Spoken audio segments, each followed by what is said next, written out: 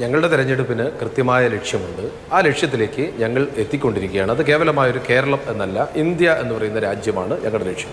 ഇനി രണ്ട്, BJPയുടെ പ്രതിനിധിയോട് പേരിൻ്റെ പിറകിൽ ഒരു വാലുണ്ട് എന്നുള്ളത് കൊണ്ട് മാത്രം ആ വാലുള്ള ആളുകളുടെ മുഴുവൻ സംസ്കാരവും താങ്കൾക്കുണ്ട് എന്ന് താങ്കളുടെ ഭാഷ നേരെ തിരിച്ചാണ് പറയുന്നത്. അതുകൊണ്ട് പേരിൻ്റെ പിറകിൽ ആ വാല് വെച്ച ആളുകളെ ദയവ് ചെയ്ത് അപമാനിക്കരുത് എന്ന അഭ്യർത്ഥനയാണ് എനിക്ക് താങ്കളോട് പറയാനുള്ളത്. അതിൽ കൂടുതലൊന്നും ഞാൻ പറയുന്നില്ല. സന്ദീപ് വാര്യർ ഭാര്യയുണ്ടോ എന്നെനിക്കറിയില്ല, അമ്മയുണ്ടാവാൻ സാധ്യതയുണ്ടല്ലോ. ആ അമ്മ 10 or 40 കൊല്ലം മുമ്പ് നിറഗർഭിണിയായിരുന്നു, നിങ്ങൾക്ക് ഓർമ്മയുണ്ടാകും. ആ നിറഗർഭിണിയായിരുന്ന ഒരു സ്ത്രീ, ആ സ്ത്രീയെ മനസ്സിൽ വെച്ചുകൊണ്ട് നിങ്ങൾ പറയുക, ഗുജറാത്തിൽ നിങ്ങൾ ഭരിക്കുമ്പോൾ ബിൽക്കീസ് ബാനു എന്ന നിറഗർഭിണിയെ തൃശൂലം കൊണ്ട് കുത്തി ആ കുട്ടിയെ എടുത്ത് കൊന്ന് ബലാത്സംഗം ചെയ്ത പ്രതികളെ ജയിലിൽ നിന്ന് വിട്ടയച്ച നിങ്ങളുടെ പാർട്ടിയും നിങ്ങളുടെ ഗവൺമെന്റും ദയവ് ചെയ്ത് ഭീകരതയുടെ സംസ്കാരം പറയരുത്. നിങ്ങൾ ക്രിസ്ത്യാനികൾ എന്ന് പറയുന്നു. പ്രിയപ്പെട്ട വാര്യരെ, ഇന്ന് മണിപ്പൂരിലെ 1 ലക്ഷത്തിലധികം ക്രിസ്ത്യാനികൾ ഇന്ന് ദുരിതാശ്വാസ ക്യാമ്പിലാ. എന്തുകൊണ്ടാണെന്നറിയോ?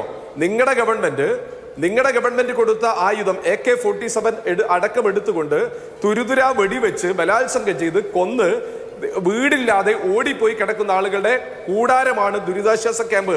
കേരളത്തിലെ ക്രിസ്ത്യാനികളുടെ വീട് അരമന കയറി ഇറങ്ങുന്ന ജാവദേക്കർ ഉൾപ്പെടെയുള്ള ആളുകൾ പറയാനാ ഞാനത് പറഞ്ഞത്.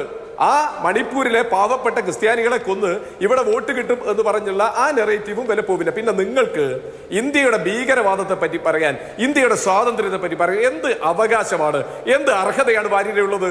നിങ്ങൾ ഏത് കാലത്താ ഇന്ത്യയുടെ ഏതെങ്കിലും ഒരു സ്വാതന്ത്ര്യ സമര പ്രസ്ഥാനത്തിൽ പങ്കെടുത്തത്? ഈ രാജ്യത്തെ ഏതെങ്കിലും ഒരു മുന്നണി പോരാട്ടത്തിൽ നിങ്ങൾ പങ്കാളിയായിട്ടുണ്ടോ? നിങ്ങൾക്ക് ഓർമ്മയുണ്ടോ 47 ഓഗസ്റ്റ് 15 ദേശീയ പതാക ഉയർത്തുന്ന സമയത്ത് നിങ്ങളുടെ നേതാക്കന്മാര് കാവി കോണക പതാക ഉയർത്തിയ ആളുകളാ. അവരാ ഞങ്ങളെ ദേശീയത പഠിപ്പിക്കുന്നത്.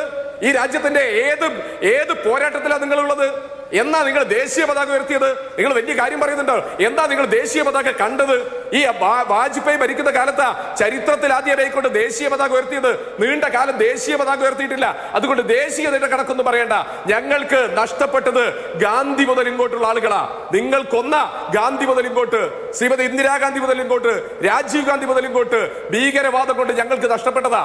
അതുകൊണ്ട് ഞങ്ങളുടെ പ്രിയപ്പെട്ട നേതാക്കളെ അപമാനിച്ചുകൊണ്ട് മുന്നോട്ട് പോവാമെന്ന് ദയവ് ചെയ്ത് വിചാരിക്കരുത്. പിന്നെ അഭിലാഷ് ചോദിച്ച ചോദ്യം, ഞങ്ങൾ ഈ തെരഞ്ഞെടുപ്പിൽ മത്സരിക്കുന്നത്, ഇന്ത്യ രാജ്യത്ത് മത്സരിക്കുന്നത് വിട്ടുവീഴ്ചകൾ കൊണ്ടാ.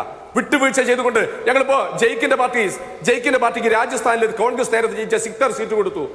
ബംഗാളിൽ 12% മാത്രമുള്ള മുർഷിദാബാദിൽ 12%മാണ് CPM-ന്റെ വോട്ട്. അവർ 4ാം സ്ഥാനത്തായിരുന്നു. ഞങ്ങളവിടെ സ്ഥാനാർത്ഥിയാക്കി, ഇന്ത്യ മുന്നണിയുടെ സ്ഥാനാർത്ഥിയാക്കി അവിടെയുള്ള മുഹമ്മദ് സലീമിനെ പാർട്ടി സെക്രട്ടറിയെ ഞങ്ങൾ വിട്ടുവീഴ്ച ചെയ്യുക. എന്തിനു വേണ്ടിയിട്ടാ? അത് സന്ദീപ് വാര്യരുടെ പാർട്ടി ഈ രാജ്യത്ത് വിറ്റുകൊണ്ടിരിക്കുന്നു.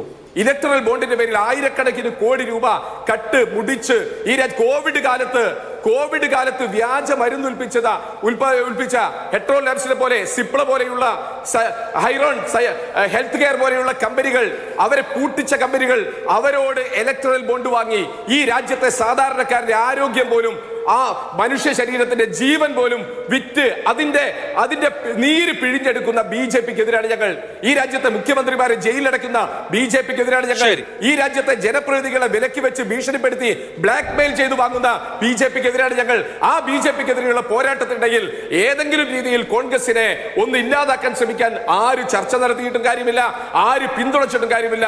ഞങ്ങൾക്ക് ക്ലിയർ ആണ് ഞങ്ങളുടെ പൊളിറ്റിക്സ്. അത് മതേതര ഇന്ത്യ എന്ന പൊളിറ്റിക്സ് ആണ്. ഞങ്ങൾ ഒരു നാണയത്തിന്റെ 2 വശങ്ങളായിട്ടേ സന്ദീപിനെയും മറ്റുള്ളവരെയും ഒക്കെ കാണുന്നുള്ളൂ. അതുകൊണ്ട് കോൺഗ്രസിന് വോട്ട് ചെയ്യുന്ന ആളുകൾ അവർ ചെയ്തേക്കട്ടെ. കോൺഗ്രസിന്റെ പ്രകടന പത്രിക നോക്കി അവർ വോട്ട് ചെയ്യട്ടെ. കോൺഗ്രസിന്റെ നേതാക്കളെ നോക്കി അവർ വോട്ട് ചെയ്യട്ടെ. അവർ വോട്ട് ചെയ്ത് ജയിക്കട്ടെ.